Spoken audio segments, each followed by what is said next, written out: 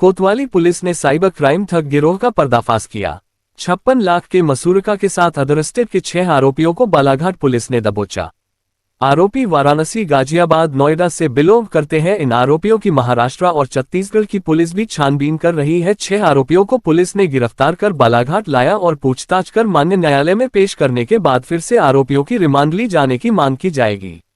Police अधीक्षक ने आम जनता से भी अपील की है कि ऐसे साइबर क्राइम फ्रॉड के चक्कर में जाने से बचे। सितंबर 2024 में उनकी आरोपियों से या फ्रॉडस्टर से बात हुई थी और उसके बाद फरवरी माह 2025 से लेके मई तक उन्होंने लगातार इसमें पैसा ट्रांसफर किया था। 44 लाख में से वर्तमान में हमने जितने 6 आरोपियों को जो गिरफ्तार किया है, इनके पास से करीबन कुल जो मशरूका है वो 56 लाख रुपए का हमें जब्त हुआ है, जिसमें से 40 लाख रुपए नकद है और उसी के साथ साथ जो अन्य जो कार इन लोगों ने परचेज की थी उसके माध्यम से मोबाइल फोन्स, टेलीफोन्स एक्सेट्रा जो भी चीजें हैं वो अभी हमने बरामद की हैं।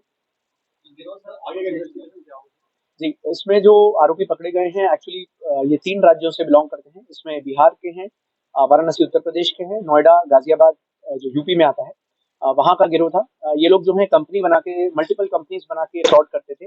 सभी जो बैंक अकाउंट्स हैं वो कंपनीज के नाम पे हुआ करते थे, जिसमें कोर लाइफ रियल्टर्स करके था, सतपाल ट्रेडर्स था। ऐसे मल्टीपल कंपनीज बना के लेयरिंग में पैसे को इधर से उधर ट्रांसफर करते थे। उसके बाद कैश विड्रॉल होता था। कैश विड्रॉल जो हुआ था वो नोएडा, गाजियाबाद, न्यू दिल्ली इन जगहों से हुआ था। इसमें कुछ पैसा चेक के माध्यम से विड्रॉल हुआ, कुछ पैसा जो है वो एटीएम कार्ड्स के माध्यम से विड्रॉल हुआ था। इसमें वर्तमान में इन सभी की हम लोग 10 दिन से ट्रांजिट रिमांड भी ली थी और उसके बाद फिर जो नॉर्मल रिमांड होती है वो ली गई थी।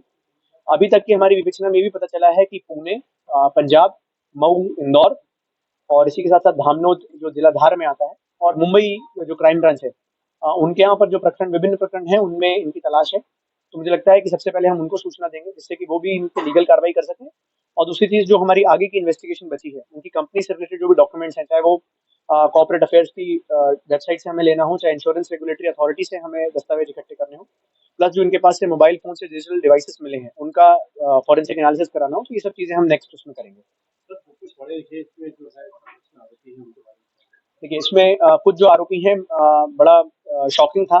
कुछ एमबीए करे हुए हैं, कुछ लोग पहले कभी कंपनी सक्सेसफुल कंपनी चला चुके हैं। एक जो है वो रैपिडो का ड्राइवर के रूप में काम कर रहा था दिल्ली में। ऐसे विभिन्न प्रकार के लोग हैं जिन्होंने कुछ ना कुछ, जिनकी पढ़ाई का जो एजुकेशनल बैकग्राउंड है वो ठीक ठाक रहा है और इनके माध्यम से इनने उन लोगों को टारगेट किया पहले बात अकाउंट्स खुलवाने के लिए जो मजदूर वर्ग के होते हैं, इकोनॉमिकली वीकर सेक्शंस के होते हैं।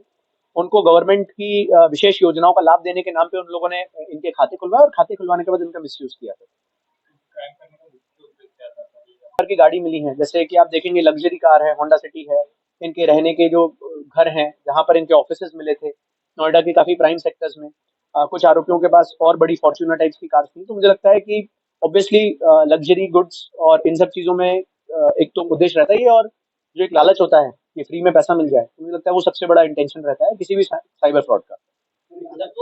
पहले राहुल सक्सेना, उन्होंने अपना हैदराबाद स्थान बताया अपना और ये बोला कि आपका कोई बीमा क्लेम आया हुआ है हमारे पास में 10 लाख का, तो आपको हम देना चाहते हैं, तो आप हमारे संपर्क में रहिए करके। तो वो कंटिन्यू मुझे फ़ोन करने लगे सितंबर 24 से, और सितंबर 24 से फिर मैंने उनको ये भी बोला कि सर आपको जो करना क्लेम देना है दीजिए, नहीं देना मत दीजिए, लेकिन मैं आपको 1 रुपये भी उसमें नहीं दूँगी। तो बोले हम आपसे कोई पैसा मांग भी नहीं रहे हैं। फिर ऐसे करते करते सर वो धीरे से कंपनी की बात करने लगे कि आपको हम, हमारे पास में ऐसी वैसी कंपनियां हैं, जो भी बहुत सारी कंपनियों का नाम बताया उन्होंने और बोले कि हम हैदराबाद में रहते हैं। ऐसे करते करते फिर कोई राजीव दीक्षित का फ़ोन आया, फिर कोई अनिरुद्ध पांडे जी का फ़ोन आया।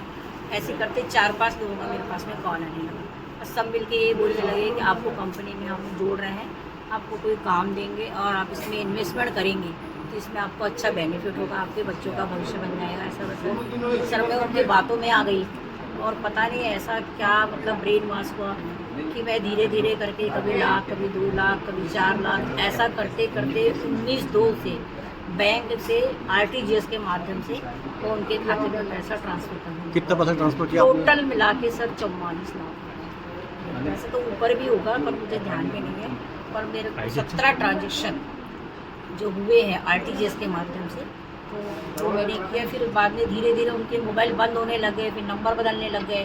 फिर सर एक बार उनने 30,000 रुपये मेरे खाते में ट्रांसफ़र भी किया यूनियन बैंक में।